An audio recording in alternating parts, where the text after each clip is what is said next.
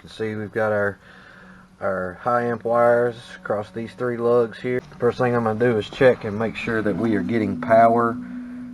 So here we go. Okay, so the motor is moving just fine.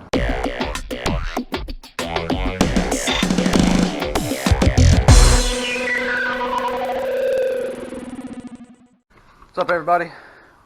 Thanks for tuning in to Cart Smart TV.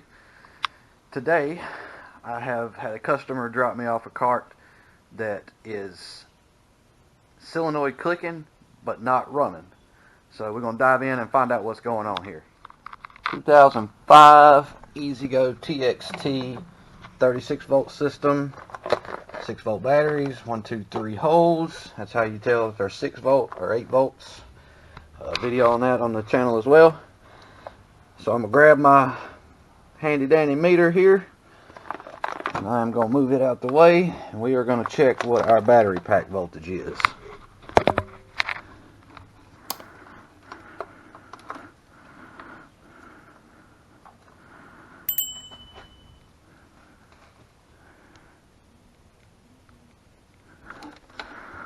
Alright, so we have good battery pack voltage. Cut the key switch on.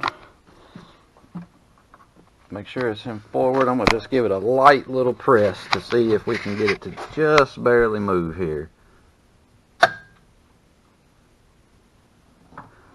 Okay, so we've got no movement in forward. Let's see what we got in reverse.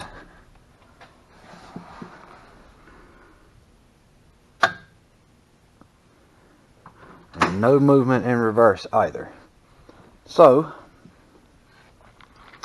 what I'm going to do here is I'm going to get my cover off the controller area.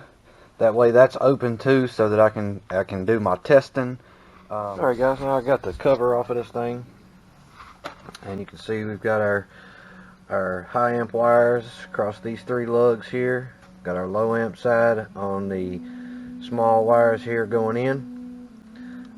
Your red wire here is the main battery pack voltage wire. Then your orange wire here is going to be just for reverse, and then your black and white wire here are for your ITS, your inductive throttle sensor.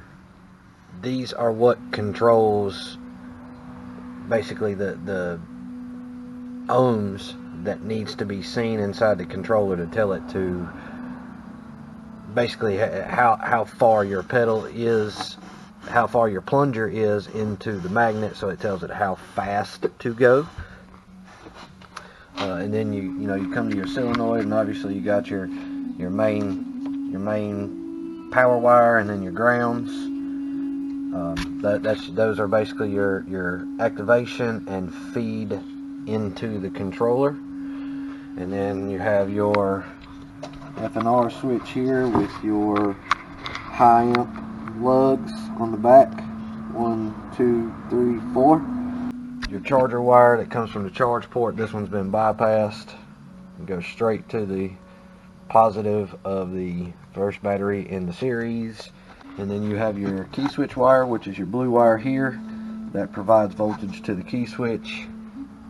And of course the orange wire there at the far corner of the passenger side switch is the feed for the reverse.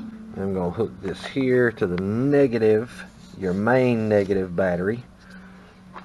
And then I'm going to take my meter, set it to the DC volt scale of 200. First thing I'm going to do is check and make sure that we are getting power from your bypassed wire from what would be in the charger. And we are. I'm going to go to the blue wire that comes from the key switch, and we're getting that.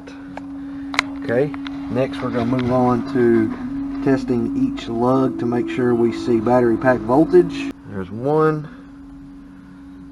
there's 2,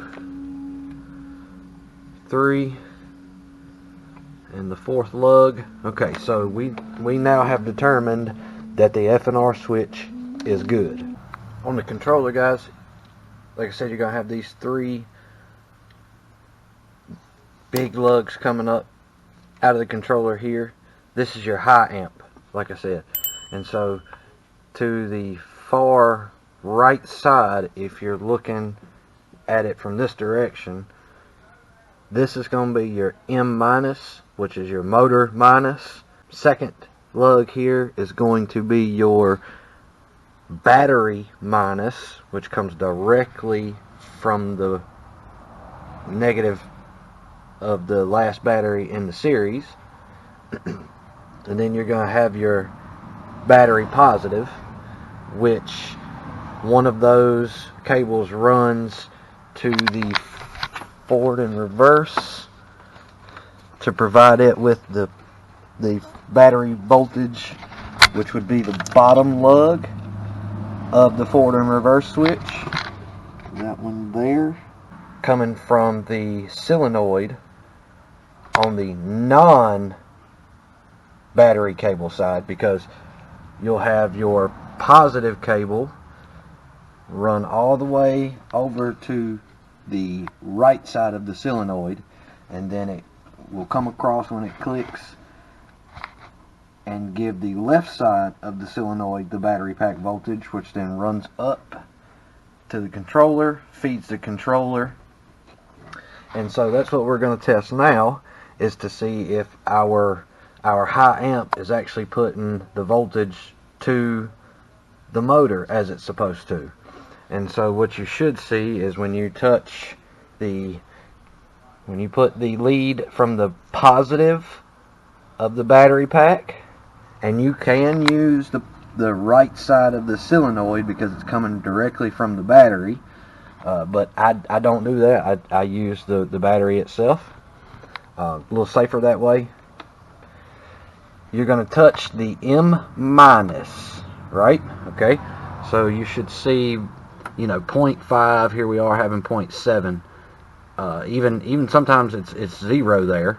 But when you push the pedal to make it move, that should go, when you get to the floorboard with the pedal, that voltage should go all the way to battery pack voltage. And I'm at the floor right there. So that's telling us that our high amp circuitry in the controller is doing what it's supposed to do. We're going to move to the solenoid here, because we want to make sure that the solenoid is getting battery voltage on its left side of the small terminal. We should see pack voltage there, and we do. Okay, then you're going to come to your low amp circuitry, and you have 4 wires in this right here, and I stated before, this is the red wire is your main battery feed, your orange wire is a reverse, and then your 2 wires at the end, which are black and white, are going to be for your inductive throttle sensor. Plug just a little bit, just so that I can get underneath it to touch the prong, and the red wire should be showing battery pack voltage, and it does. Okay, you don't have to worry about the orange wire because it's not anything here, but if you just wanted to do it for a peace of mind, you're going to put the cart in reverse and put your probe there, and you should see battery voltage when you push the pedal. Alright, so we're going to move to the black wire, which comes from the inductive throttle sensor. Bring your probe from the positive back to the negative here. You're going to touch that black wire in your plug there. Shouldn't see anything until you push the pedal, and then you should see about 14 and a half varying.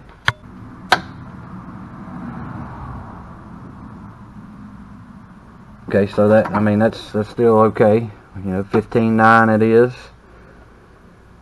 And then you're going to jump over and test the white wire.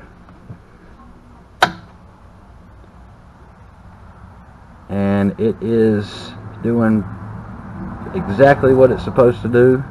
It should go from 0 to about that 1.15, 1.8. So that's telling you that your sensor is operating like it's supposed to. The B minus and B positive on the controller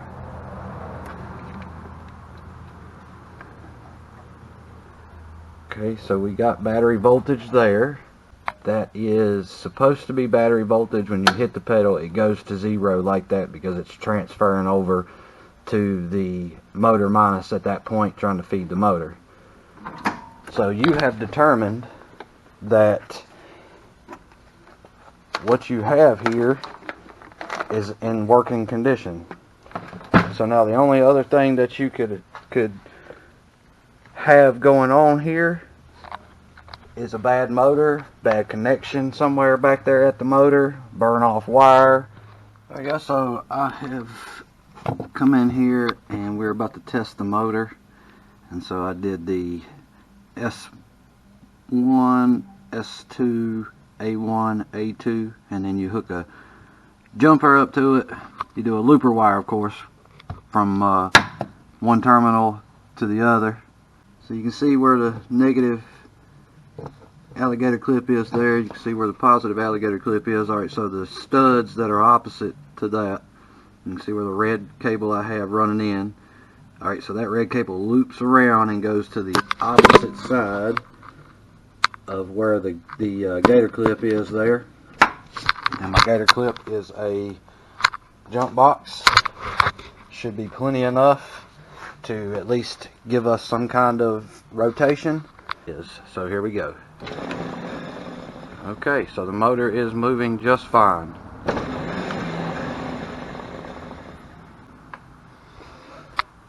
Alright, so now that we've done that, we can go back and do some more testing up there to see where we're losing our power at. Okay guys, so you watched me go through and do all the testing to all the different components in this cart, and it boiled down to me finding that there was a connection issues in multiple places here. So it's very important too, guys, to go out here and make sure you're checking your battery cables, giving them a good pull here and there, which this one wasn't the problem on the batteries per se, but I have found that there was a connection issue between the controller and the motor. And so when you guys seen me test that motor, I had off camera, I went back in there and I cleaned all my connections, the posts and everything, because I seen how nasty it was. Got all that put back together, come back up here to where you guys see me in the controller area here, got all my cables put back on good, tightened them back up, and then the golf cart took off and moved, and it's been doing fine so far. Sometimes it is just as simple as having a bad connection. It's not the most common thing, because a lot of times these things have the locking washers that you go behind them, and they really don't ever, you know, come loose, but sometimes it can happen. And so that's what I did everywhere else that I unhooked anything. I went back and put new locking washers underneath the wires on the motor, and then also did, even though the controller nuts have a serrated back so that they bite in, I went ahead and put the locking washers on both sides of that too. And now your F&R switch, they already have the locking washers on the back, and they were fine. Everything was good and tight in that area. So you know, this cart's now ready to go back home. Hopefully this video helped you guys out. It'll at least show you what to do to test everything if you're having a similar issue, because it most of the time is not a connection issue. It is definitely either a bad controller, a bad F&R switch, or the motor brushes have started to wear out so bad that it causes that problem. So anyway guys, hit them buttons for us, like these videos, share them, comment on it, subscribe to the channel so you can see all these cool videos we got out there for you guys to repair your golf carts on your own if you need to. And as always, thanks for watching, and God bless you all.